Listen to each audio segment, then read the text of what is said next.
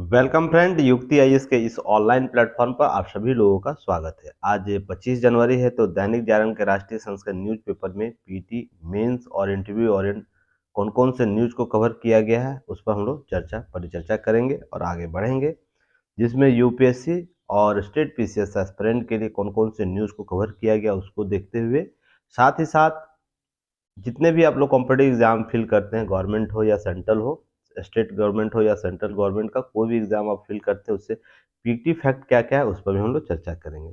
आगे बढ़ने से पहले आप लोग युक्ति आईएएस का यूट्यूब चैनल सब्सक्राइब जरूर कीजिए, शेयर कीजिए और कमेंट सेक्शन में महत्वपूर्ण सुझावों के साथ साथ आप जो भी पीटी फैक्ट प्रश्न पूछे जाते हैं तो आप लोग उसका आंसर वहाँ दे सकते हैं। साथ ही साथ आप लोग ऐप जरूर डाउनलोड कीजिएगा।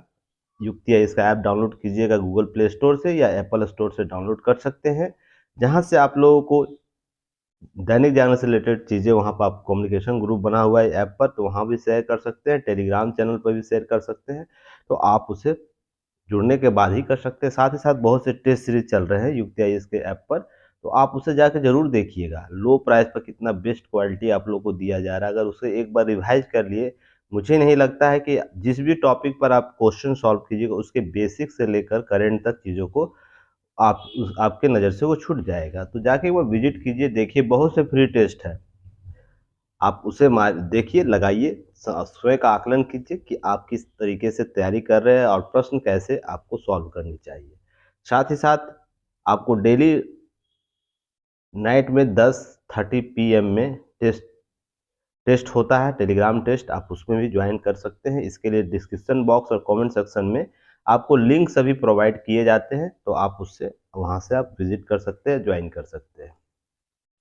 चलिए अब हम लोग आगे बढ़ेंगे। तो पहला प्रश्न जैसा सीरीज स्टार्ट किया गया है, प्रश्न के साथ शुरू होता है दैनिक जागरण, तो दो प्रश्न महत्वपूर्ण प्रश्न है उसे देखेंगे। Dainik Jagran news paper analysis प्रश्न सीरीज 25 जनवरी का है 2023।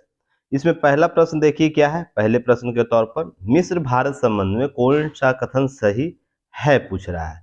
तो अभी जो मिस्र के राष्ट्रपति हैं अल सीसी भारतीय दौरे पर आ रहे हैं, 26 जनवरी को वो राष्ट्रीय अतिथि के तौर पर भी हैं, तो इसके संदर्भ में बहुत सी चर्चाएं देखने को मिलेगी, तो इसमें कुछ प्रश्न आपको जरूर सॉल्व करने चाहिए। जिसमें कथन देखते हैं, पहला कथन है दोनों देशों के बीच 14 दिवसीय सैन्य अभ्यास एक्सरसाइज साइक्लोन 1 आयोजित किया जा रहा है। पहला कथन देखते हैं। दूसरा कथन है कि वित्तीय वर्ष 2021-22 में द्विपक्षीय जो व्यापार है का विस्तार देते हुए वर्ष 2021 की तुलना में 75% की वृद्धि दर्ज करते हुए 26 बिलियन स्तर पर पहुंच गया है दोनों देशों का व्यापार। तो क्या ये कथन सही है, क्या यह कथन सही है? तो ऑप्शन देख लेते हैं, केवल एक, केवल दो, न तो ए न तो दो, उपरोक्त सभी। तो आप इसका उत्तर, आपको आंसर, और सभी लोग इसमें पार्टिसिपेट करेंगे जो भी हमसे डिमांड करते हैं। बहुत से मैं चीज़ों को देख रहा है, ऑब्जर्व कर रहा हूँ, आप लोग डिमांड बहुत करते हैं पर सप्लाई करना ही नहीं चाहते हैं, बहुत कंजूसी कंजूसी बरतते हैं। जैसे किसी स्टूडेंट ने लिखा, सर मुझे साउंड सुनाई नहीं देता। बहुत अच्छी बात है, मैं साउंड को ठीक किया और साउंड बहुत बेहतर तरीके से जाता है, पर आप उसका पार्टिसिपेट कीजिए। आपको मैं, हम लोग 1000 बार आप लोगों को मैं बोल चुका हूँ कि good morning, good evening, good thank you sir, ये सब चीज़ें इस चैनल पर मत कीजिए। हाँ, कभी कभी लगे तो कर सकते हैं, कोई दिक्कत नहीं, वो स्वागत योग्य है। पर यहाँ पर आपको बल क्या देना है, जो भी प्रश्न पूछे जा रहे, क्वेश्चन पूछे जा रहे, उसके उत्तर देने का प्रयास कीजिए। मैं है ना उन टीचरों के दौर में उन टीचरों के साथ नहीं रहता जो स्टूडेंट से केवल वाहवाही लुटे, ठीक ना, और मजाकिया तौर पर हर चीज़ को कवर करे। मैं इस पर बल देता हूं कि आपका इंटरनल डेवलपमेंट हो, तो जो भी प्रश्न पूछे जाते हैं, क्वेश्चन पूछे जाते हैं, उसका उत्तर देने का प्रयास कीजिए। साथ ही साथ आपको क्या करना है, साथ ही साथ आप ये भी कर सकते हैं कि जो भी चीज़ आपको युक्ति आईएएस प्रोवाइड करा रहा है उसमें पार्टिसिपेट कीजिए। अगर इंटरनल डेवलपमेंट आपका नहीं होगा तो एग्जाम हॉल में कोई सपोर्ट करने नहीं आएगा, इसलिए प्रयास कीजिए। जो भी लोग कमेंट कर रहे हैं, जो भी प्रश्न सुन रहे हैं, देख रहे हैं, उसका आंसर देने का प्रयास कीजिएगा। चलिए दूसरा क्वेश्चन देखते हैं कि वर्ष 2022 में भारत मिस्र के बीच राजनयिक संबंध के कौन सी वर्षगांठ मनाया गया है।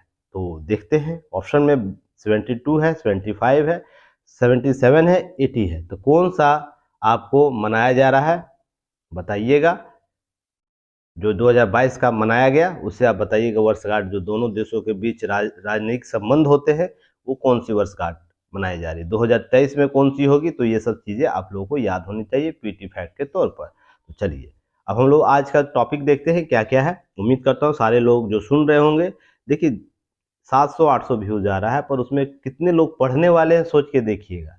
अगर 50 स्टूडेंट भी पढ़ने वाले हैं, 100 स्टूडेंट भी पढ़ने वाले हैं, 200 भी स्टूडेंट पढ़ने वाले हैं, अगर वो शुरू से लेकर अंत तक वीडियो को देख रहे हैं ना, तो विश्वास करिए आप 1 से 2 महीना में अपना आकलन स्वयं कीजिएगा, क्या दैनिक जागरण किस रूप से आपको हेल्प कर रहा है। और जितने लोग करते हैं कमेंट सेक्शन में बताइए हाँ क्या हेल्प हो रहा है, ताकि और लोग भी इससे मोटिवेट हो। देखिए बात यहाँ ये है ना कि हम लोग बहुत बेहतर तरीके से चीज़ों को कवर करना चाहते हैं। बिना आप लोगों के सपोर्ट के हम लोग कुछ नहीं कर पाएंगे। अब मान लीजिए रेगुलर जो हमारे स्टूडेंट है, 15 से 20 स्टूडेंट है जो हर जगह पार्टिसिपेट करते हैं, अब केवल वही कमेंट करते हैं। बाकी लोग सोचते हैं हम बहुत बड़ा उस्ताद है। तो उस्ताद होने से कुछ होगा नहीं, हमें और आपसे क्या हो जाएगा। आप अपने रास्ते पर रहिएगा, हमारे पास अपने रास्ते, आप नहीं आइएगा कोई और स्टूडेंट आएगा और हमें कोई मोटिवेट करेगा। इतनी बड़ी यूट्यूब की दुनिया में बहुत लोग करेगा, पर इतना याद रखिए इतनी कटु शब्द के साथ कौन आपकी आलोचना करेगा। और जिसके दिल में साफ दिल साफ होता है ना, वही आपकी कटु आलोचना कर सकता है। सोच के देखिएगा, चीज़ों को कवर कीजिएगा। मुझे मुझे बहुत चीज़ें देखिए, कोई स्टूडेंट बोलता है सर टॉपिक लिख के भेजिए, कोई स्टूडेंट बोलता है डिमांड तो आप लोग बहुत कुछ करते हैं, मैं सभी डिमांडों को पूरा करता हूँ, पर आप लोग सप्लाई करना नहीं चाहते। अगर आप सप्लाई करेगा तो इससे भी बेहतर मैं करूँगा। ऐसा नहीं है कि और भी इस पे अवसर नहीं किए जा सकते हैं। अगर पूरा कहे तो मैं आपको पूरा दिन इस पर चीज़ों को कवर करके आपको सप्लाई करूँ, इसका जो भी मैटर कंटेंट है। पर आप लोग भी तो सपोर्ट कीजिए ना। अब जो व्यक्ति इस तरीके का कमेंट करके ये प्रॉब्लम बताता है कि सर आप टॉपिक लिख दीजिए, आप स्वयं सोचिएगा उससे पहले आपको युक्ति ऐसे कितना सपोर्ट किए हैं। ऐसा नहीं, आपका हक है ये मांगना, मैं देने को तैयार भी हूँ, चीज़ों को करने को तैयार हूँ। पर देखना चाहता हूँ आप लोग कितने किस स्तर तक जाके चीज़ों को कवर करते हैं। अब बहुत से लोग क्वेश्चन का आंसर नहीं देते हैं, जो भी प्रश्न क्वेश्चन पूछा जाता है। इसके लिए इससे बेहतर कोई ऑप्शन दिया गया है, 24 आवर टीचर आपके पास अवेलेबल होता है। आपको जो स्टूडेंट इसका लाभ ले रहे हैं उससे पूछिए तो पहले। ऐप पर आप कभी भी मैसेज कीजिए, उसका रिप्लाई तुरंत फॉरवर्ड होता है। आप टेलीग्राम चैनल पर जाइए, टेलीग्राम चैनल पर लगातार ओपन करके बातें की जाती है, डायरेक्ट कनेक्ट करता है। अब ये सब चीज़ें लाभ नहीं लीजिएगा तो अन्यथा सभी बातें बेतुकी है, बेतर्क है, और बोलिएगा हमारा सिलेक्शन होना चाहिए यूपीएससी और पीसीएस स्तर पर। तो इसके लिए त्याग करना पड़ेगा, मेहनत करना पड़ेगा और लगातार मेहनत करना पड़ेगा, सभी बातों को सुनना भी पड़ेगा। नहीं तो दुनिया आपको पीटी केवल पढ़ा रही है। पूरा यूट्यूब दुनिया में जितने लोग हैं, मैं दावे के साथ कहता हूँ सभी लोग आपको पीटी पढ़ा रहे हैं और मेंस में आपको बीच मझधार में छोड़कर भाग जाते हैं। और नहीं है कोई बताइएगा हमें।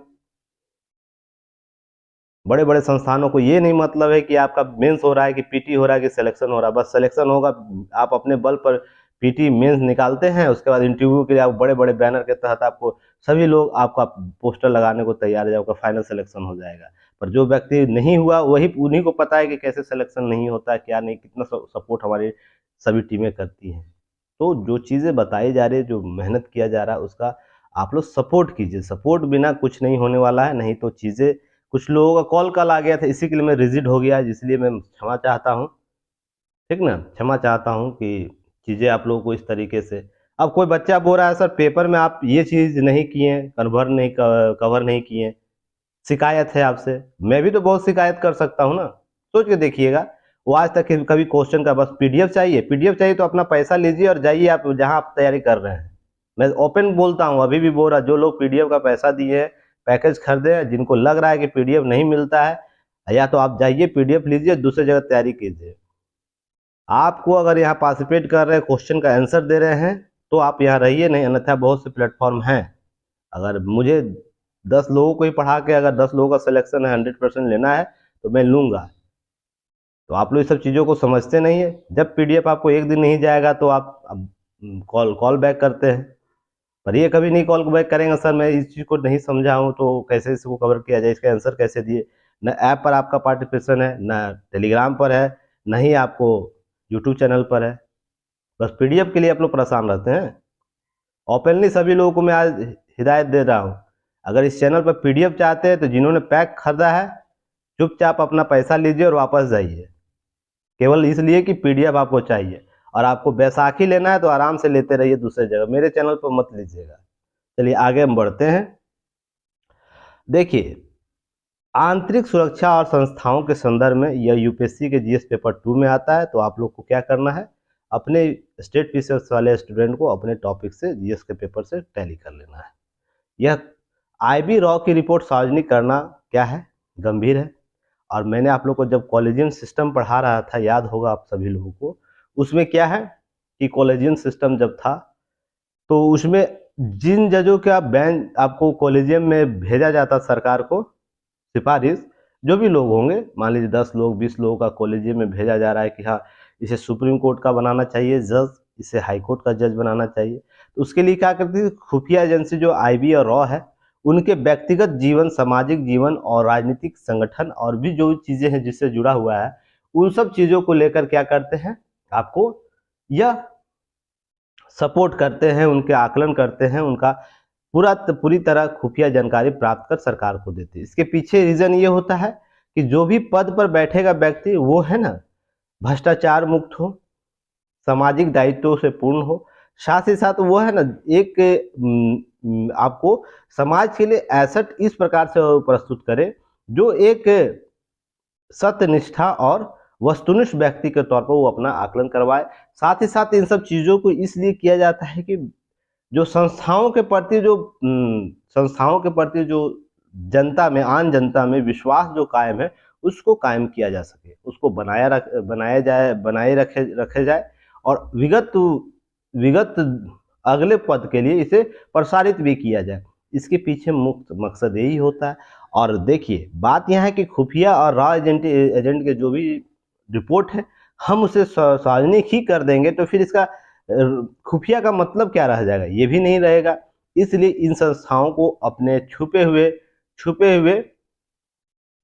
तिनके के तरीके से काम करना चाहिए, और इसे स्वतंत्रता इस संदर्भ में होनी भी चाहिए कि कोई भी सरकार, कोई भी संस्था, यहाँ तक कि सुप्रीम कोर्ट और हाई कोर्ट को भी अधिकार नहीं होना चाहिए कि आईबी के रिपोर्ट को ना सार्वजनिक करने के लिए आपको अपना स्वतः संज्ञान या इस प्रकार के कुछ चीज़ों को कवर करे। हाँ, इसके प्रशासनिक कुछ डैमेजमेंट है या प्रशासनिक तत्व में कुछ भ्रष्टाचार है, उसके लिए सवालिया निशान लगाया जा सकता है, और इसके कार्यकरण किस प्रकार से होंगे, किस सीमा तक होंगे और क्या इसे करना चाहिए, इसे किसी को इसको दखल अंदाजी नहीं करनी चाहिए। नहीं तो इसकी संस्थाएं जो वास्तविक मूल रूप से जो जिस रूप में इसका गठन किया गया ना, उसकी प्रासंगिकता पर ही प्रश्न चिन्ह उठ जाएगा। इसलिए ये सब जरूरी है, आपको समझने की जरूरत है। देखिए, ई न्यायालय परियोजना पहल पुरस्कार विजेता का सम्मानित कर रहे थे, उसी दौरान आपको नई दिल्ली में आपको ये चीज़ें बताई गई है, और सही चीज़ें भी है, जो भी चीज़ इसके संदर्भ में सामने आ रही है, और ऐसा होना भी चाहिए। मैं भी इस संदर्भ में सभी लोगों को होना भी चाहिए, क्योंकि कुछ संस्थाएं स्वतंत्र रूप से होनी ही चाहिए, नहीं तो देश की एकता, अखंडता जब भी सार्वजनिक मामलों में देखने को मिलेगा तो क्या होगा, कार्यपालिका, विधायिका और न्यायपालिका आपस में गतिरोध उत्पन्न होगा। तो वैसे स्थिति में उस शून्य को भरने के लिए कुछ संस्थाएं स्वतंत्र रूप से काम करनी चाहिए, उसे उसको जो भी अधिकार उसे प्राप्त होना चाहिए। और भी आगे हम लोग बात करेंगे, यहाँ तक क्लियर। सेकेंड है, देखिएगा, कल दिग्विजय सिंह के द्वारा, जो कांग्रेस के वरिष्ठ नेता हैं, उनके द्वारा सेना पर सर्जिकल स्ट्राइक जो किया गया था पाकिस्तान पर, तो सेना से सबूत मांगा गया, बहुत सी चीज़ें हुई। तो मुझे क्या लगता है, नहीं लगता, वो व्यक्तिगत तौर पर जो चीज़ें हैं वो अलग है। आपको क्या लगता है, नहीं लगता है, व्यक्तिगत तौर पर अलग चीज़ें हैं, अलग विषय है।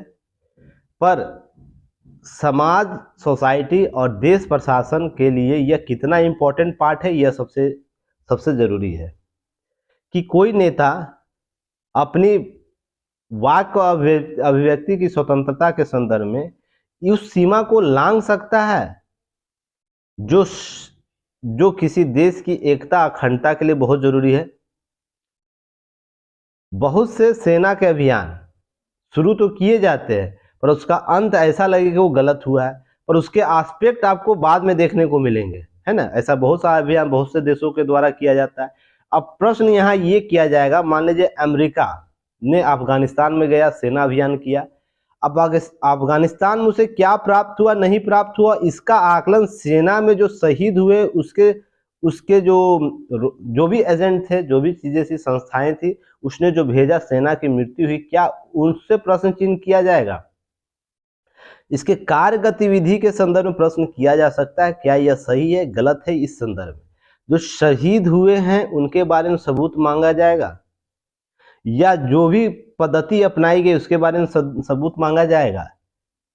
एकदम बिल्कुल नहीं होना चाहिए ऐसा। नहीं तो इस तरह होगा क्या, सेना में ही ऐसे प्रश्न चिन्ह खड़ा हो जाएगा। जो भी आपको लो पोस्ट के पद होते हैं, पदाधिकारी, आपको कर्मचारियों के साथ ही साथ जो अधिकारियों के होते हैं, उसके बीच है ना संशय की स्थिति उत्पन्न होगी। साथ ही साथ जनता में क्या होगा, जनता में आपको इसका पर नेगेटिव इम्पैक्ट जाएगा। जैसे आपको याद है अस्फा के बारे में, कानून मैंने आप लोगों को पहले भी पढ़ाया है, बताया है। अस्फा आपको देखिए, जम्मू कश्मीर से लेकर आपको यहां तक ले जाइए, आपको बहुत जगह यह सख्त रूप से जरूरत है, सख्त आवश्यक बुराई के रूप में जरूरत है, अब बहुत जगह नहीं है। तो सेना को इतना अधिकार दिया जाना चाहिए कि इन जो आसान क्षेत्रों में वो विशेष तौर पर क्या करे, विशेष तौर पर उसे अधिकार प्राप्त हो, है ना। तो क्या अस्फा कानून गलत है और अस्फा का प्रयोग जो सेना कर रहा है वो गलत है? नहीं।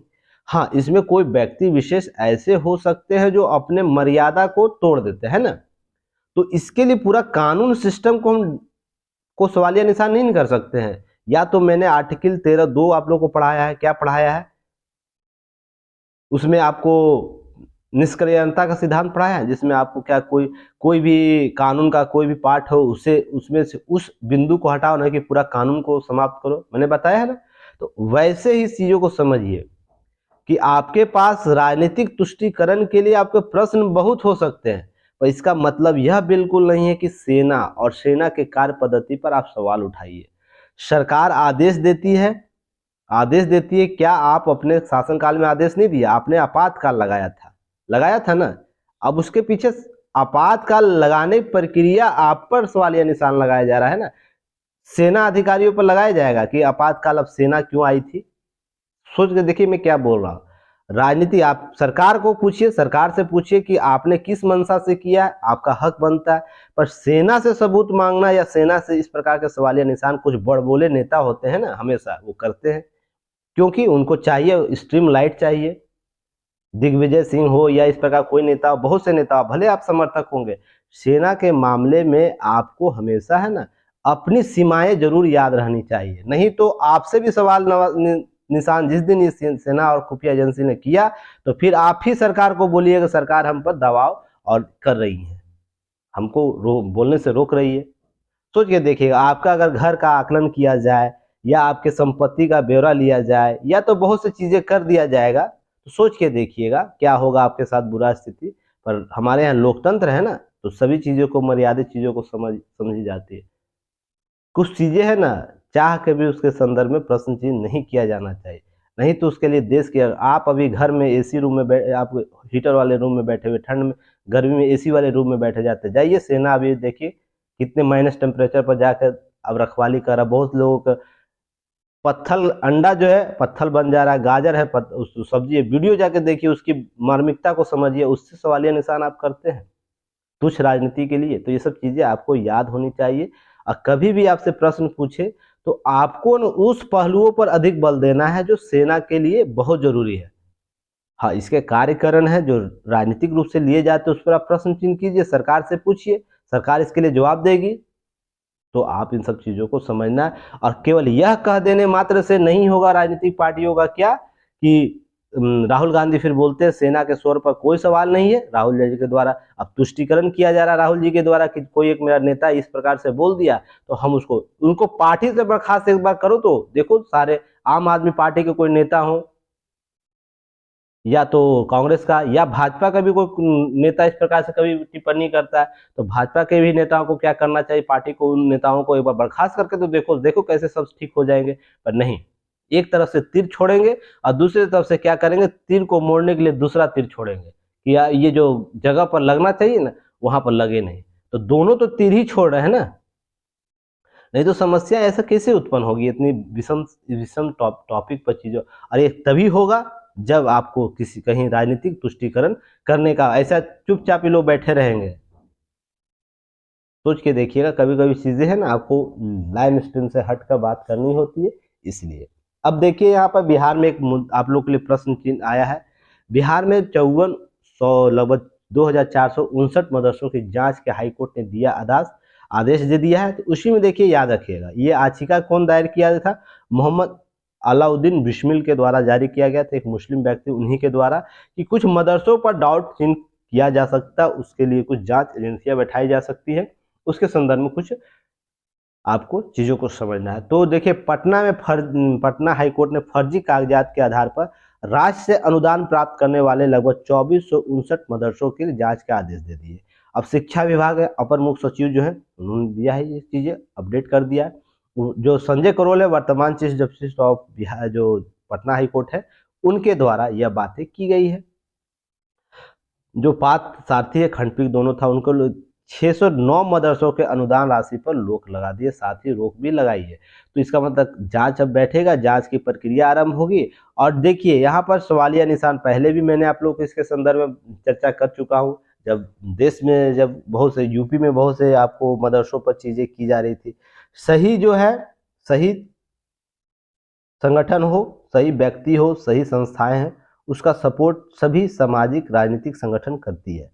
अब जो गलत है तो गलत है, उसे आप प्रश्न चिन्ह कीजिए, उसके संदर्भ कड़े से कड़े प्रावधान को लाइए, वो किसी भी धर्म विशेष या तो पंथ विशेष से जुड़ा क्यों नहीं हो। तो ये सब चीजें आपको देखिए, अरे ये मैंने आपको उस दिन भी बताया था, आप लोग याद होगा, कि ऐसे प्रयास उसी वर्ग से होने चाहिए, उसी वर्ग से होने चाहिए। अब देखिए, इसको कोई राजनीतिक रंग नहीं दे पाएगा। अगर मान लीजिए यहाँ कोई हिंदू व्यक्ति या कोई जैन या पारसी कोई इस पर करता, तो यह राजनीतिक अखाड़ा बन गया होता। तो सोच के देखिए, इसलिए मैं बोलता हूँ, सुधार के अवसर हमेशा, मैं पहले भी चर्चा किया हूँ ना, सुधार के अवसर क्या होने चाहिए? सुधार के अवसर उसी वर्ग से होने चाहिए जिस वर्ग में सुधार की अनुशंसाएं उम्मीद है। मान लीजिए हिंदू धर्म है, तो हिंदू के लोग ही अपना सुधार कीजिए, मुस्लिम है तो मुस्लिम लोग ही कीजिए, सिख है तो सिख, ईसाई है तो ईसाई। किसी गैर को जाकर अगर सुधार के अवसर ढूंढने का प्रयास करेगा, तो यहाँ पर बहुत से राजनीतिक सामाजिक ताना बाना बिगड़ेगा। साथ ही साथ अगर ताना बाना बिगड़ेगा तो क्या करेगा राज्य युक्त प्रतिबंध लगाएगा, और युक्त प्रतिबंध लगाएगा तो फिर आपके मौलिक अधिकार कहीं ना कहीं प्रभावित होंगे। तो ये सब चीजें आपको समझने की जरूरत है। और जब मौलिक अधिकार प्रभावित होंगे तो यहाँ पर न्यायपालिका भी यहाँ पर हस्तक्षेप करेगी, फिर विवाद यही टर्मिनोलॉजी के साथ चलेगा, तो विवाद को जन्म देगा। इसलिए अगर आप इस संदर्भ में आते हैं, उसी वर्ग से लोग आके सुधार के अवसर ढूंढने का प्रयास करते, कहीं समस्या और भी बेहतर तरीके से उभर कर उसके निदान के रूप में देखने को मिलेगा। इन सब चीजों को याद रखना है। चलिए, नेक्स्ट याद रखना है, देखिए, भारत के लिए गर्व का बात आ गया है। देखिए, भारत ने बनाया अपना पहला मोबाइल ऑपरेटिंग सिस्टम, भार ओएस। जैसे हम लोग गूगल करते हैं ना, वैसे ही भारत अब एक ऑपरेटिंग सिस्टम, गूगल क्रोम हम लोग करते हैं, गूगल क्रोम, वहां पर आपको ऑपरेटिंग सिस्टम, वैसे ही भारत में भार ओएस एक नया ऑपरेटिंग सिस्टम डेवलप कर दिया गया। जल्दी ये आम लोगों के लिए उपलब्ध होगा, हालांकि कुछ इसके वर्जन अपलोड है, देखने को मिल रहा है। पर ये ऑपरेटिंग सिस्टम इतना जरूरी क्यों है? दो तीन चीज याद रखिएगा, गूगल हो या क्रोम का जो हम पार्ट यूज करते हैं, या बहुत सा लिनक्स है, बहुत से ऑपरेटिंग सिस्टम है। तो क्वेश्चन पहले ये बताना है कि अब तक कितने ऑपरेटिंग सिस्टम वर्ल्ड में काम कर रहे हैं। बहुत से ऑपरेटिंग सिस्टम जो प्रमुखता से है, जिनका नाम आम लोग जानते भी हैं, उनका नाम आपको दो चार पांच ऑपरेटिंग सिस्टम का कम से कम तो बताना ही है। दूसरा, प्रथम ऑपरेटिंग सिस्टम कौन था? भारत विश्व में सबसे प्रचलित ऑपरेटिंग सिस्टम कौन सा है? आप ये बताना है। चलिए, 3 क्वेश्चन यहां से बता देना है। तो इसके लिए क्या है, क्यों जरूरी है भारत का अगर ऐसा ऑपरेटिंग सिस्टम डेवलप हो रहा है, क्यों जरूरी है, ये आप समझने के लिए सबसे पहले ये समझिएगा। 1 सेकेंड होल्ड कीजिएगा, तब तक मैं समझाता हूँ। क्लास थोड़ा देख लेता हूँ स्टार्ट हुआ या नहीं हुआ है। तो ऑपरेटिंग सिस्टम जब आप बात करते हैं तो 2-3 चीजें याद रखिए। हम विश्व की सबसे बड़ी उपभोक्ता क्षेत्र बन रहे हैं। जनसंख्या अगर बढ़ेगी तो उपभोक्ता क्षेत्र भी बढ़ेंगे। तो हमारे निजता और जो डाटा है उसको संग्रह एक जगह अपने देश पर अधिकार होना चाहिए। नहीं तो क्या होगा, अभी भी बहुत सी चीजें आप लोग देखते होंगे, आपका डाटा का जो इशू है वो सॉल्व नहीं कर पाता विदेशी कंपनियां, जैसे गूगल का हो, क्रोम का जो चीज़ें हैं, आपको फेसबुक डाटा ये सब चीज़ें देखते हैं ना, हमेशा विवाद में रहता है। तो इसके लिए ज़रूरी है कि देश का कोई एक ऑपरेटिंग सिस्टम लगातार आपको डेवलप होकर रहे। और एक दूसरा कारण ये है, कोई आपात स्थिति ऐसा आ जाए, आपात स्थिति कोई ऐसा आ जाए जहाँ पर अमेरिका के साथ हमारे रिश्ते खराब हो जाए ना, तो अमेरिका स्थित जो भी कंपनियां हैं वो हमारे जो यहाँ जो चीज़ें कर रही है वो अपना कंट्रोल करेगी ना, करेगी कि नहीं करेगी। अब उसमें ऑपरेटिंग सिस्टम और आपको इस प्रकार की जो चीज़ें हैं उसको सब, अब मान लीजिए कोई आज गूगल के बिना जिंदा रह सकता है, यूट्यूब के बिना जिंदा रह सकता है, सोच के देखिएगा, नहीं रह सकता है। जिस दिन मान लीजिए अमेरिका के साथ किसी ऐसी स्थिति उत्पन्न हो गई, अमेरिका के साथ हमारे संबंध खराब हुए, तो उस स्थिति में भारत के सारे डाटा इंफॉर्मेशन को ये ब्लॉक कर सकता है। और जब हम विश्व के सशक्त राष्ट्र बनने की मंशा पर है, आगे है, तो सबसे पहले ये छोटे छोटे जो क्षेत्र है जहां पर हमें ब्लैकमेलिंग किया जा सकता है, उस सेक्टर को हम डेवलप करें और उन चीज़ों को आत्मनिर्भर हो, सबसे पहले ये समझना है। अब देखिए, चीन अपना ऑपरेटिंग सिस्टम बनाए हुए, रसिया अपना ऑपरेटिंग सिस्टम बनाए हुए, क्यों बनाए हुए, रीजन इसके पीछे चीन का हर फेसबुक ऑपरेटिंग, हालांकि डुप्लीकेट ही बनाता है वो। मान लीजिए फेसबुक है तो फेसबुक का डुप्लीकेट बनाया हुआ है, गूगल का है तो गूगल का बनाया हुआ है, गेम का है तो गेम का बनाया हुआ है, पर वो अपना बनाया और वहां की जनता अपने ऑपरेटिंग सिस्टम पर काम करती है। सोच के देखिएगा, वहाँ की देशभक्ति समझिएगा। वहाँ पर गूगल नहीं यूज़ करता है लोग, फेसबुक अगर ओपन भी कर देगा तो आपको यूज़ नहीं करेगा। रीज़न इसके पीछे कि आपको अपनी सूचनाएं अपने देश में ही रखनी है। अपने देश से सवाल करना आसान है। अब मान लीजिए आपका डाटा लीक होता है तो आप अमेरिका कंपनी में आपका लैंग्वेज प्रॉब्लम इशू होगा। दूसरा चीज़ होगा कि आप यहाँ से वहाँ जाके चीज़ों को अगर केस वो फाइल करवाएगा तो बोलेगा यहीं आके आप फाइल कीजिए, तो आप जा पाइएगा नहीं ना। और वो सॉल्वेंट है, अब जिसके पास 2 लाख 5 लाख का एसेट है, आपको क्या समझेगा? सोचा सिंपल सा लॉजिक समझिएगा। सरकार और संस्थाएं तो बाद में आएगी ना, पर हमारे देश में रहेगा तो हमारे देश में कहीं भी, दिल्ली ही जाएगा ना, दिल्ली तो आप पहुंच ही सकते हैं ना, अपना प्रदर्शन कर सकते हैं। तो ये सब चीज़ें आप समझिएगा। हालांकि ये सब चीज़ बहुत दूर की बातें होती है, पर वास्तविक तौर पर चीज़ें समझने की जरूरत है, क्यों जरूरी है। इसी के संदर्भ में देखिए, आपको समझना है, भार ओएस तैयार कर लिया है और दूरसंचार जो सूचना प्रौद्योगिकी मंत्री अश्विनी कुमार और राज्य जो शिक्षा मंत्री धर्मेंद्र प्रधान के समक्ष इसका सफल परीक्षण किया गया। तो इन दोनों व्यक्तियों का नाम याद रखिएगा, आपको पीटी में प्रश्न पूछ सकता है। दूसरा, आईआईटी मद्रास ने विकसित किया इसे, इसे भी याद रखना है। साथ ही साथ ये इतना क्यों जरूरी है, इसके संदर्भ में नीचे भी न्यूज दिया है कि हम इसको क्यों अपनाएंगे, अगर बेहतर विकल्प क्यों लेकर आया है, इसे समझने के लिए नीचे के ऐड में आइए, नीचे के पेपर में यहाँ पर कुछ बातें की गई है। देखिए, 3 खासियत इसका याद रखिएगा। क्या? नेटिव और ओवर एयर के रूप में इसे नोटा याद रखिएगा। इसके संदर्भ में यह क्या करेगा, जो एक्विटर सेंटर है उसको डेवलप कर रहा है, स्थित यह क्या कर रहा है, और जो ऑपरेशंस प्राइवेट लिमिटेड ने विकसित किया इस सिस्टम को, इससे फीचर डिवाइस को सुरक्षित रखने के लिए, जो डिवाइस होगा वो सुरक्षित आपका रहेगा नोटा से। इसके लिए क्या होगा, अपडेट स्वचालित तरीके से डिवाइस को अपडेट और इंस्टॉल होते रहेंगे। यूजर मैनुअल इन्हें अपडेट करने की जरूरत नहीं होगी। इसके लिए लाभ यह होगा, डिवाइस पर भार ओएस नए वर्जन निरंतर इंस्टॉल होते रहेंगे, जिसमें सुरक्षा फीचर भी शामिल रहेगा। अर्थात यह ऑटोमेटिक अपडेट का सुविधा ऑटोमेटिक देगा, जिससे क्या होगा कि हमें बार बार है ना ऑपरेटिंग सिस्टम को अपडेट करने की, जो अभी देखते होंगे गूगल पर आपको हर ऐप को अपडेट करने की जरूरत होती है, पर यहाँ नहीं होगा ऐसा। आपको यहाँ क्या होगा, यहाँ पर आपको चीजें स्वतः अपडेट हो जाएंगी, एक फैसिलिटी होगा। दूसरा फैसिलिटी होगा नो डिफॉल्ट ऐप, एनडीए से बोला जाएगा। इसके लिए क्या होगा, स्वदेश ऑपरेटिंग सिस्टम में अधिक सुरक्षित रखने के लिए दूसरा अहम फीचर माना गया एनडीए को। क्यों माना गया है भाई? क्योंकि इन ऐप का प्रयोग करने का विवश नहीं किया जाएगा। आप देखते होंगे एक ऐप डाउनलोड करते हैं तो उसमें ऐड बहुत से आते हैं, या तो बहुत सी चीज़ें आपको परमिशन मांगी जाती है, बिना परमिशन नहीं देते तो वो ऐप ओपन ही नहीं होता, आप लोग फिल करते होंगे इसे। अब इसमें ऐसा नहीं होगा।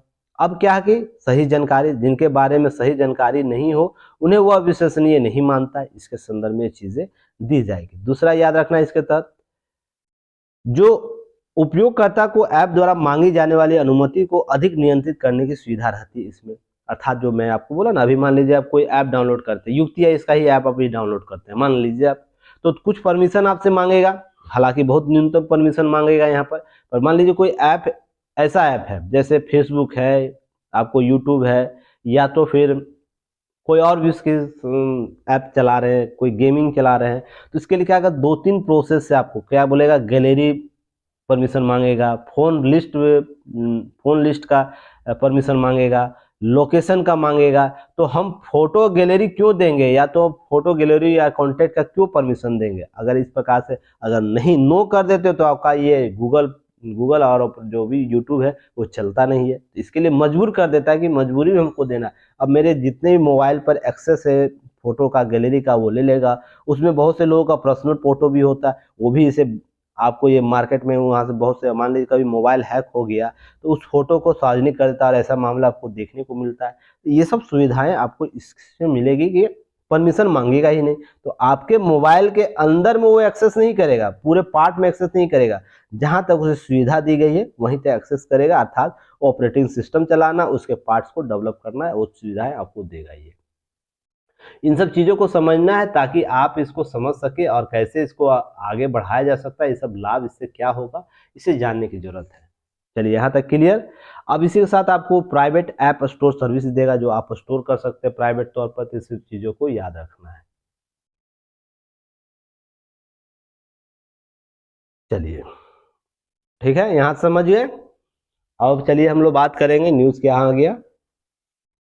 लाइक शेयर सब्सक्राइब जरूर कीजिएगा, चीज़ों को बताइए लोगों को क्या आप लोगों को दिया जा रहा है, क्या बेहतर चीज़ों से कवर किया जा रहा है। चलिए, एलसीसी से रुपये के कारोबार करने के लिए पेशकश कर सकते हैं मोदी सरकार, और ये होनी भी चाहिए। अब हम डॉलर पर और विदेशी मुद्रा पर कब तक जीवित रहेंगे, कब तक पूरा विश्व रहेगा। सभी देश अपने अपने मुद्राओं में व्यापार कीजिए ताकि किसी खास मुद्रा को विशेष बल नहीं मिले, और यह आपको क्या करे, अंतर्राष्ट्रीय तौर पर आपको अतिरिक्त दबाव पेश नहीं करे, ये बहुत ज़रूरी है। तो धीरे धीरे भारत इसके और अग्रसर है। तो देखिए, मिस्र के जो राष्ट्रपति अब्दुल फतेह अल सीसी बुधवार को आ रहे हैं, द्विपक्षीय अर्थात आज ही आ रहे हैं वार्ता के लिए। भारत के नरेंद्र मोदी हैदराबाद हाउस में मिलेंगे इनसे, और ये चीज़ें आप लोग बताइएगा। एक क्वेश्चन कि हैदराबाद हाउस कहाँ पर है, जो है जहाँ पर मिलेंगे ना, ये हैदराबाद हाउस कहाँ स्थित है।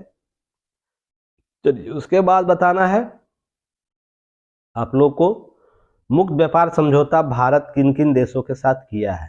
इस पर मैं पहले भी बात कर चुका हूँ, किन किन देशों के साथ मुक्त व्यापार समझौता किया है, और किन देशों के साथ करने के लिए भी फाइलें कार्य प्रगति पर चल रही हैं। यानी आने वाले समय में किन किन देशों के साथ लिस्टेड है कि आपको मुक्त व्यापार समझौता करेगा भारत।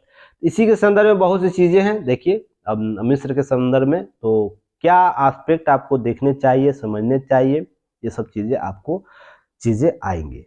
बहुत से आंकड़े यहाँ दिए हुए हैं। स्वेज नहर विस्तार करना चाहता है, जहाँ भारत अवसर ढूंढ रहा है। भारत इसमें पार्टिसिपेट करना चाहता है। द्विपक्षीय संबंध मुक्त व्यापार समझौता कर चुका है भारत मिस्र अन्य देशों के साथ। तो भारत भी क्या करेगा, भारत के लिए मिस्र के साथ कारोबार बढ़ाना बहुत अहम है। इसके जो मुक्त व्यापार समझौता उसको और भी बेहतर करने का प्रयास किया जाएगा। साथ ही साथ इसी साल भारत के लिए क्या है, तीनों सेनाओं के बीच एक अभ्यास साइक्लोन एक्सरसाइज साइक्लोन फर्स्ट आपको आयोजित किया जा रहा है। तो ये देखिए 2023 में, हालांकि ये 2022 में आपको जयपुर में यह चीज़ें थी, अब पर कैंसिल कर दिया, पर 2023 में ये इसका आयोजन चल रहा है। यह 14 दिवसीय आयोजन है और ये चल रहा है।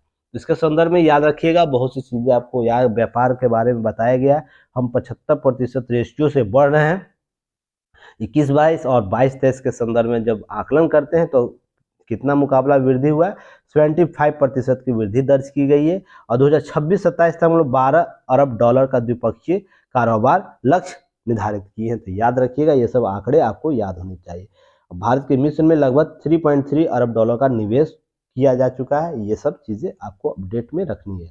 अब यहाँ कुछ संबंधों के बारे में हम लोग चर्चा करेंगे, क्या ऐतिहासिक रूप से और भी चीज़ें हम लोग के सामने हैं। तो ये आपको याद होगा, ऐतिहासिक यह पेपर जो होगा आपको कहाँ मिलेगा, यूपीएससी के जीएस पेपर 1 और 2 में ये टैली करेगा। ऐतिहासिक संबंध के संदर्भ में, ऐतिहासिक अंतर्राष्ट्रीय समझौते के टॉपिक में, और द्विपक्षीय व्यापार में, किसी भी टॉपिक में आपको इससे रिलेटेड प्रश्न किए जा सकते हैं। पेपर 1 में हिस्ट्री के पार्ट में मिस्र और भारत के बीच जो पौराणिक स्थितियां हैं उसको जिक्र करने का प्रश्न वहाँ से हो सकता है। टॉलमी सेकेंड हो, अकबर हो, उससे संबंधित जो भी बातें की गई थी इतिहास में, उसको आपको यहाँ से प्रश्न उभारा जा सकता है। तो याद रखिएगा, हिस्ट्री के पार्ट जब हिस्ट्री की क्लासेज होती है तो वहाँ पर आपको ध्यान से इसे देखना है। तो चलिए अब हम लोग बात करेंगे ऐतिहासिक पृष्ठभूमि के संदर्भ में। तो टॉलमी द्वितीय के तहत जो था मिस्र के साथ जो उनके संबंध थे, उसका उल्लेख अशोक के अभिलेख में होता है। जब हम व्यापार कर रहे थे, अंतर्राष्ट्रीय व्यापार, तो हम लोग यहाँ तक भी पहुँचते थे। तो हमारा पौराणिक संबंध है, ऐसा नहीं है कि हम पौराणिक संबंध नहीं, नए नए देश के साथ जुड़े हुए, पर आधुनिक राजनीतिक संबंध हमारा इधर हाल के वर्षों में डेवलप हुआ है। ठीक है, यहाँ तक क्लियर। अब याद रखिएगा, महात्मा गांधी 7 जलघोल ने अपने, महात्मा गांधी और 7 जंग लोल आपको इनके देशक स्वतंत्रता के संदर्भ में साझा लक्ष्य किए थे। दोनों देश के जो प्रतिनिधि थे अपने अपने देश में क्या किए थे, कैसे उनको स्वतंत्रता प्राप्त करना है, तो इन सब चीज़ों को लेकर वो अपना साझा कर चुके हैं। साथ ही साथ गमाल अब्देल नासिर और जवाहरलाल नेहरू के बीच असाधारण रूप से घनिष्ठ मित्रता के कारण वर्ष 1955 के दोनों के बीच मैत्री संबंध डेवलप हुए। बाद में आपको देखने को मिलता है कि गुटनिरपेक्ष आंदोलन में मिस्र के जो जो प्रणेता थे, भारत के प्रणेता थे, तो साथ में आके काम करते हैं। तो चलिए एक क्वेश्चन का उत्तर आप लोग भी दीजिएगा, गुटनिरपेक्ष आंदोलन किनकी देन है, किन किन नेताओं की देन है, इसका गठन कब किया गया, इसके उद्देश्य क्या क्या है, इसके लक्ष्य क्या निर्धारित किए गए हैं, इसके गुटनिरपेक्ष आंदोलन के सिद्धांत क्या है, अर्थात गुटनिरपेक्ष के बारे में कुछ कुछ बातें आप लोग को कमेंट सेक्शन में लिख देनी है। तो ये सब का उत्तर आप सभी लोग दीजिएगा, प्रयास कीजिएगा। और इस सब पर पहले भी चर्चा की गई है, कोई नई बात नहीं है जो आप लोग को समझ में नहीं आ रही होगी। और नहीं समझ में भी आ रही है तो गूगल सर्च करना है, ताकि आप लोग सर्ची बनना सीखिए। वैसाखी पर जिंदा मत रहिए। मैं बार बार ये बातें बोलता हूँ, सभी चीज़ें कोचिंग से आप लोग प्राप्त करने की जरूरत नहीं है, कुछ चीज़ें स्वयं से भी सर्च करने की जरूरत है। जहाँ जरूरत होगी आपका समय मैं बचा के स्वयं कर दूंगा। चलिए उसके बाद राजनीतिक संबंध हम देखते हैं। हाल के दशकों में भारत और मिस्र के द्विपक्षीय, क्षेत्रीय और वैश्विक मुद्दों पर संपर्कों और सहयोगों के लिए लंबे इतिहास के आधार पर करीबी राजनीतिक साझा समझ विकसित किया है। ये आपको समझने की जरूरत है। दोनों देश बहुपक्षीय मंचों और गुटनिरपेक्ष आंदोलन के संस्थापक सदस्य के तौर पर है। हाल ही में आपको जो हम लोग सौर ऊर्जा संगठन बनाए हैं, उसमें मिस्र भी बहुत बेहतर तरीके से सहयोग कर रहा है। ये सब चीज़ें आपको याद रखनी चाहिए, ये सब चीज़ें पार्ट है इसके दोनों के बीच साझा समझौता के। उसके बाद वर्ष 2022 में विशेष महत्व, और क्योंकि भारत और मिस्र के बीच राजनीतिक संबंध के 25वीं वर्षगांठ मनाई गई 2022 में, आपको याद रखना है। ये सब चीज़ें आपको, आर्थिक संबंध के दोनों बीच व्यापार 1978 से देखा गया। ऐसा नहीं कि पहले व्यापार नहीं होता था, पर जो हम लोग व्यापार किए एक द्विपक्षीय संबंध के तौर पर आधुनिक रूप से, तो वर्ष 1978 से व्यापार देखने को मिल रहा है, जिसमें मोस्ट फेवर्ड नेशन क्लॉज के तहत आधारित है। गत 10 वर्ष का जो विद्युतीय व्यापार, जो द्विपक्षीय व्यापार है, वो 5 गुना वृद्धि हुई है। 2-3 चीजें याद रखिएगा। चलिए क्वेश्चन एक बताइए, मोस्ट फेवर्ड नेशन क्या होता है क्लॉज क्या है, इसको, इसके संबंध में मैंने आपको क्या बताया है, इसके संदर्भ में मैंने कुछ बातें आप लोग को बताई थी, कितने लोगों को याद है ये बताइएगा। हालांकि ये, इसका मतलब ये होता है, सिंपल सा लॉजिक में ये देखिए कि किसी देश को मोस्ट फेवर्ड नेशन का दर्जा देते हैं तो उसके द्विपक्षीय व्यापार को बढ़ावा देने के लिए एक विशेष छूट दी जाती है। तो इसके संदर्भ में जैसे भारत पाकिस्तान को दिए हुए था, हालांकि सर्जिकल स्ट्राइक को जो इशू हुआ था उसके बाद क्या किया गया था, मोस्ट फेवर्ड नेशन हटा लिया। हालांकि पाकिस्तान कभी भारत को कहते हैं मोस्ट फेवर्ड नेशन का क्लॉज इसे नहीं दिया था। तो ये सब चीज़ें आपको याद रखनी चाहिए, क्यों यह जरूरी होता है किसी देश को देना, ये सब चीज़ें आपको मैंने पहले भी बताया। तो कितने लोगों को याद है, इसका पूरा विस्तृत ब्यौरा आप लोगों को कम से कम देना है। चलिए ये सब चीज़ें छोटी छोटी बातें करते चलिएगा। अब व्यापार के बारे में पेपर में मैं डिस्कस कर दिया हूँ, तो उसे यहाँ पर बताने की जरूरत नहीं है। आपको क्या करेंगे, आपको पीडीएफ में अब ऐड हो जाएगा, इसे वहाँ से कवर कर लेना है। रक्षा संबंध याद रखना है कि वर्तमान में रक्षा संयुक्त रक्षा समिति जीडी, ज्वाइंट डिफेंस कमेटी चलती है, गतिविधि के रूप में निर्धारित की गई है। इस पर बार बार आपको चर्चाएं होती है। मिस्र 2019 में पुणे में आयोजित मिस्र अफ्रीकी देशों के लिए बहुराष्ट्रीय प्रशिक्षण अभ्यास में भाग ले चुका है। जब हम अफ्रीकी देशों के साथ क्या कर रहे थे 2019 में प्रशिक्षण कार्यक्रम के लिए, तो मिस्र भी आया था और मिस्र भी इसके संदर्भ में चीजें आपको किया था। नेक्स्ट याद रखिएगा, प्रथम IAF-EF अर्थात जो एयर संयुक्त सामरिक युद्ध अभ्यास है, डेजर्ट वॉरियर 2021 में आयोजित किया गया। तो इसे भी याद रखना है, जो एयरफोर्स अभ्यास है वो। साथ ही साथ उसके बाद जनवरी 2023 में जोधपुर में नियोजित है भारत मिस्र के बीच प्रथम विशेष बल अभ्यास एक्सरसाइज साइक्लोन 1। यह अभ्यास स्थगित कर दिया गया था 2022 में, जिसे उसे 2030 में पुनः आरंभ कर दिया। यहाँ पर 2022 लिखना भूल गया मैं, यहाँ 2022 कर दीजिए। जो स्थगित कर दिया गया था उसे पुनः जनवरी 2023 में आयोजित किया जा रहा है, क्योंकि LCC आने से पहले आपके ट्विटर हैंडल पर आपको जाकर देखिएगा, डिफेंस UAE का डिफेंस, आपको मिस्र के डिफेंस ट्विटर हैंडल पर, वहां पर आपको इसकी अनाउंसमेंट की गई है। इस चीज को देखिएगा। नेक्स्ट है सांस्कृतिक संबंध, देखिएगा क्या है। दोनों देशों के बीच Maulana Azad centre for Indian cultures के लिए हिंदी, उर्दू और योग कक्षाएं जैसी नियमित गतिविधियां कराई जाती है। माध्यम से सांस्कृतिक सहयोग भी बढ़ावा देता है। सेमिनार, फिल्म शो और प्रदर्शनी, स्थानीय जो सांस्कृतिक गतिविधियों में भागीदारी ली जाती है। तो आपको याद रखना है यहाँ पर किनका, आपको कल्चरल सेंटर है तो मौलाना आजाद सेंटर आपको कल्चरल। तो मौलाना आजाद के बारे में कुछ क्वेश्चन का आंसर आप लोग दीजिएगा कि सबसे लंबे समय तक ये कांग्रेस के अध्यक्ष रहे, तो इनका कार्यकाल बताइएगा। इस किस कमेटी के ये अध्यक्ष रहे हैं। साथ ही साथ भारत छोड़ो आंदोलन से पहले ये कौन सी समिति में आपको इनका योगदान था। उसके बाद लास्ट जो भारत स्वतंत्रता आंदोलन अधिनियम के बाद जो शिमला समझौता, उसकी इनकी प्रासंगिकता के संदर्भ में आपको बातें बतानी है। इतना प्रश्न आपको उत्तर देना है।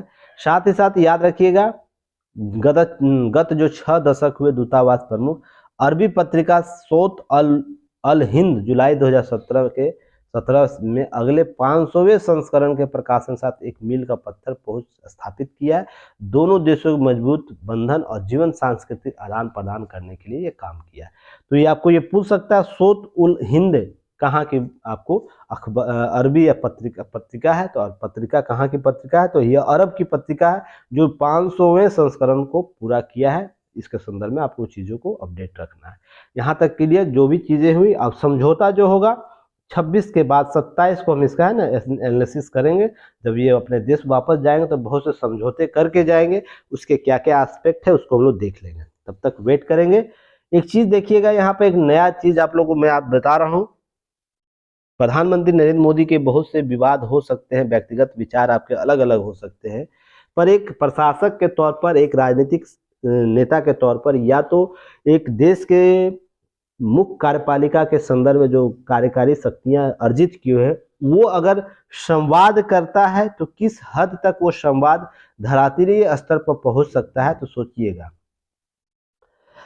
ये सब कॉन्सेप्ट है ना, आपको यूरोपियन कंट्री में आम मिलेगा कि हम जनता के साथ बैठ के, जनता के साथ कॉफ़ी पियेंगे, जनता के साथ बैठ कर ट्रेन में सफ़र करेंगे, या तो जनता के साथ बैठ के हम मार्केटिंग करेंगे। ये सब यूरोपियन कंट्री, अमेरिका जैसी जो लोकतांत्रिक व्यवस्थाएं, वहाँ पर आम घटना है। वहाँ पर देखिए जाएगा लोग तो वहाँ पर जानते हैं नॉर्मल ये फेनोमेना आपको देखने को मिले। जैसे बराक ओबामा का आप यूट्यूब पर सर्च कीजिएगा, मॉल में उनकी बेटी मॉल में जाके ना जॉब करती है। जब वो राष्ट्रपति थे तब की बात मैं कर रहा हूँ, राष्ट्रपति पद पर जिसमें बराक ओबामा थे उस समय। तो सोच के देखिए वहाँ की लोकतांत्रिक सभ्यताएं किस रूप से आपको विकसित है। तो बराक ओबामा राष्ट्रपति होके स्वयं कहीं जा रहे हैं मार्केटिंग करने किसी मॉल में, वहाँ स्वयं सब्जी खरीद रहे हैं। तो देखिए इससे होता क्या है ना, लोगों में, आम लोगों में लोकतांत्रिक व्यवस्थाओं के संदर्भ में एक समान व्यू डेवलप होता है कि जनता के साथ जुड़ा हुआ व्यक्ति है, इसे किसी पर राजशाही या राज घराने जैसी कॉन्सेप्ट, क्योंकि आप किसी बहुत से ऐसे देश होंगे जैसे आपको राष्ट्रपति बन गया या प्रधानमंत्री बन गया, लग रहा है कि दुनिया का यह नेतृत्वकर्ता बन गया है, यह लगेगा कि ऐसे ऐसे ठाट बाट के साथ चलेगा, चीज़ों को लेकर चलेगा। हाँ, सुरक्षा एक अलग मुद्दा है, सुरक्षा एक अलग मुद्दा है, पर इनके रहन सहन में लगेगा कि नहीं आप यहाँ है और जनता आपकी यहाँ पर छोटी सी है, हाय हाय कर रही है। ऐसा बहुत से राष्ट्रों में देखने को मिलता है ना। तो अगर ऐसा संवाद डेवलप किया जाता है और नए लोगों के साथ, नौजवानों के साथ, तो विश्वास कायम होता है लोकतांत्रिक व्यवस्थाओं में। आपको कभी भी केस स्टडी के तौर पर राजनीतिक और प्रशासनिक सहभागिता में जनता की भूमिका अगर स्पष्ट करना है, या जनता के विकास में दोनों संगठनों की भूमिका को स्पष्ट करना है, तो इसका एग्जाम्पल जरूर दीजिएगा केस स्टडी के तौर पर। कैसे, देखिए बता रहा हूं, अभी वेट कीजिएगा। पीएम से सवाल पूछने को लेकर छात्रों के उत्साह में 20 लाख से ज्यादा आए हैं प्रश्न, और सोचिएगा यहाँ पर लगभग 27 जनवरी को होने वाला परीक्षा पर चर्चा। देखिए परीक्षा पर चर्चा क्या होगी अलग मैटर है, वो किस विषय के संदर्भ को लेकर चलेगी वो अलग विषय है, इनके क्या एस्पेक्ट होंगे अलग विषय है। यहाँ पर भागीदारी की सीमा देखिएगा, 38 लाख से ज़्यादा छात्रों ने, शिक्षकों ने, अभिभावकों ने रजिस्ट्रेशन कराया है उस परीक्षा पर चर्चा से संदर्भ में। सोच के देखिएगा 38 लाख लोगों ने क्या किया है कि सरकार के इस प्रोग्राम को है ना सपोर्ट किया ना, तभी तो 38 लाख लोगों ने इस पर रजिस्ट्रेशन करवाया है, जिसमें आपको 20 लाख से ज़्यादा प्रश्न आए। रजिस्ट्रेशन करा देना और प्रश्न पूछने में आसमान जमीन का अंतर है, सोचिएगा। अब रजिस्ट्रेशन कराएं, लोग जागरूक है कि हम परीक्षा में शामिल होंगे।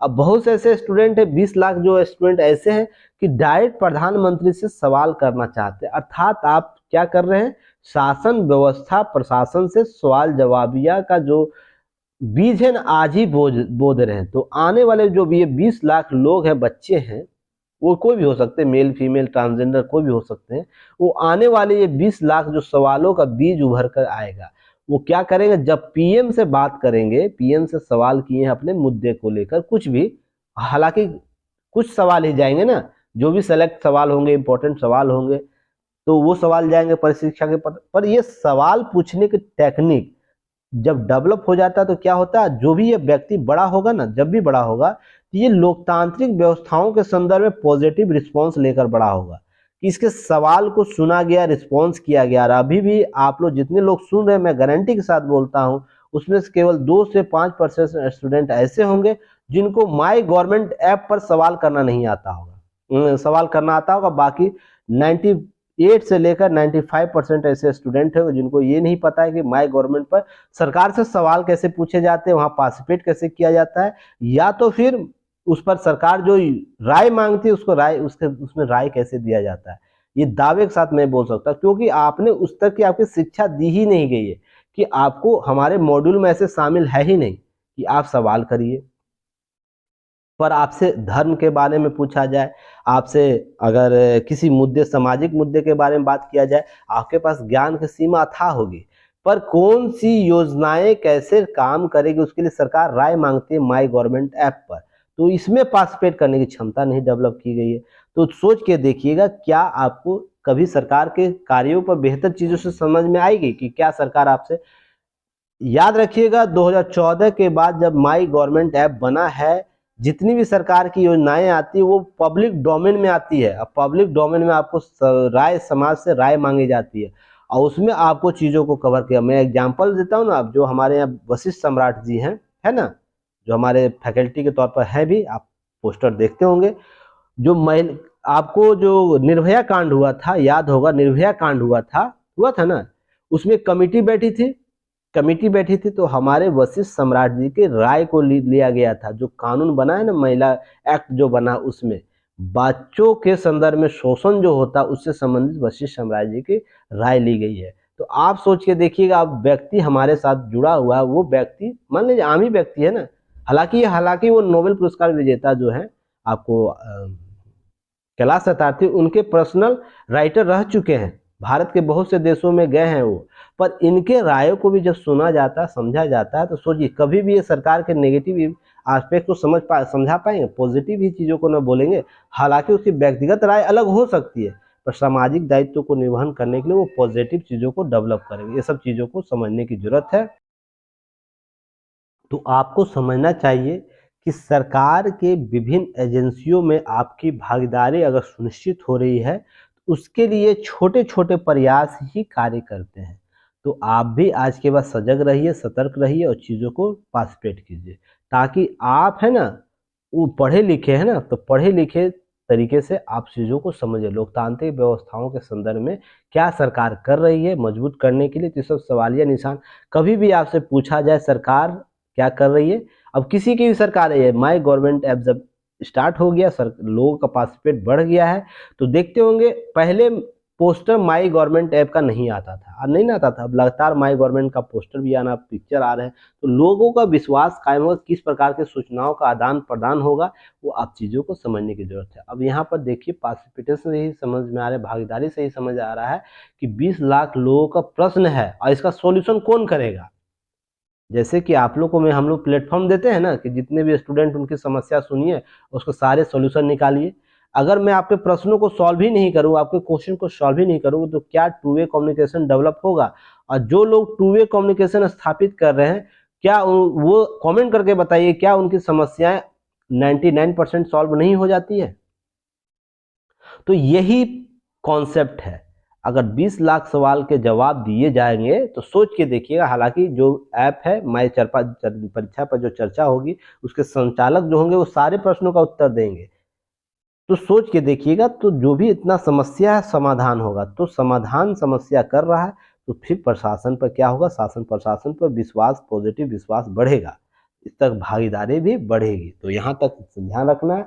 उसके बाद देखिए सभी स्टूडेंट आज क्या करेंगे, रात में आज राष्ट्र को समर्पित करेंगे हमारे राष्ट्रपति।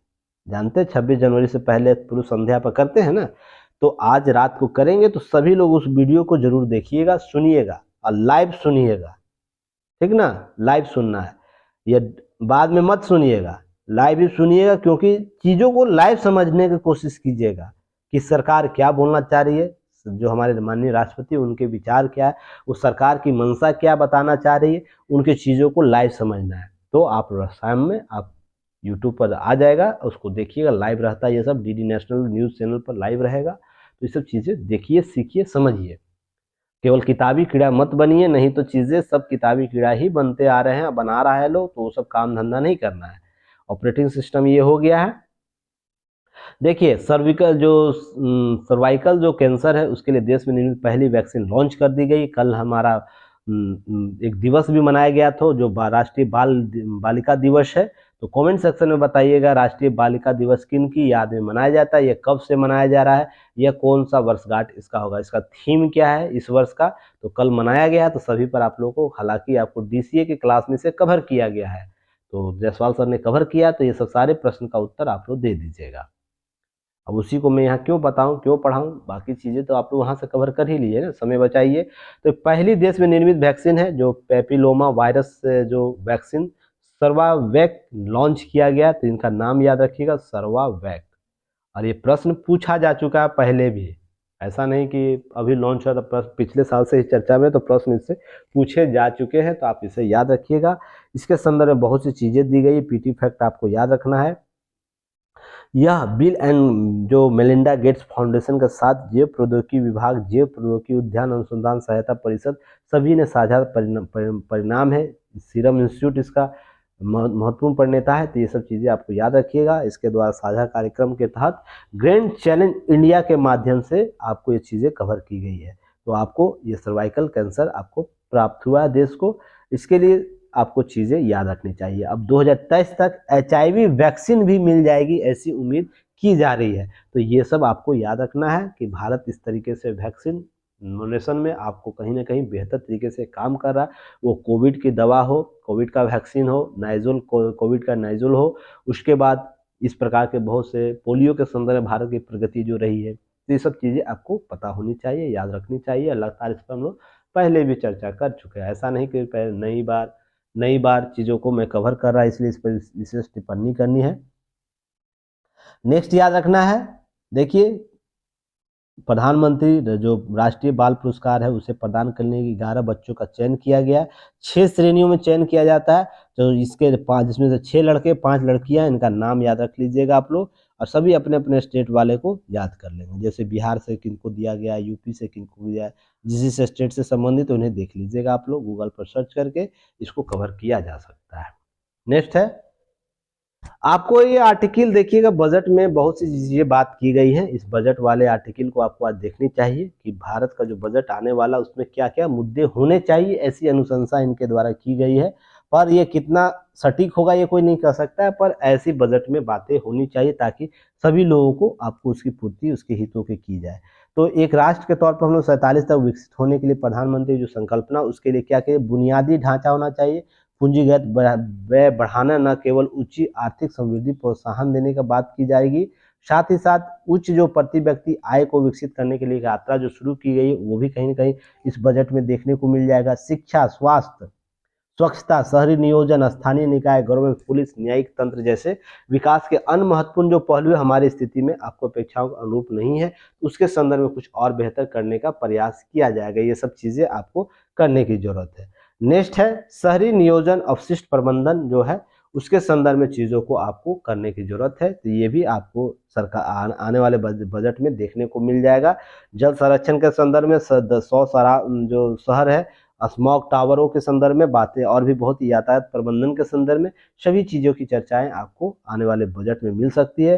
फ्रीबीज मुफ्त जो उपहार पर बहस के दरकिनार करते हुए तब इसे कतई संशय नहीं, तमाम अतिशय अनुपातक सब्सिडी योजना के तहत जो चीज़ें दी जा रही है उसके संदर्भ में और भी चीज़ें आपको करनी चाहिए, करवानी चाहिए। ये सब बहुत सी बातें बजट में होने वाली है, तो याद रखेंगे ये सब बजट के मुद्दे होंगे। साथ ही साथ जो बीमा भविष्य निधि आवास ऋण योजना है, ये सब कॉर्पोरेट के 25% और निजी क्षेत्र 42%, जो सर्वोच्च दर पर भारी अंतर निजी खर्चों कंपनियां हैं उसके संदर्भ में जो डाटा है उसके संदर्भ में बेहतर करने का प्रयास करना चाहिए। डिविडेंड टैक्स के दोहरे कराधान से बचने के लिए सरकार को प्रयास करने चाहिए ताकि हम एक बेहतर आपको आय अनुपात को डेवलप कर सके। ये सब चीज़ें चर्चा में होगी, तो हम लोग वेट करेंगे बजट के आने का। इनकी विचार है, अपने व्यक्तिगत विचार है, आपके व्यक्तिगत विचार कुछ और हो सकते हैं, मेरा व्यक्तिगत विचार कुछ और हो सकता है, हर व्यक्ति का अपना अपना व्यक्तिगत विचार हो सकता है कि बजट में ये चीज़ें शामिल होनी चाहिए।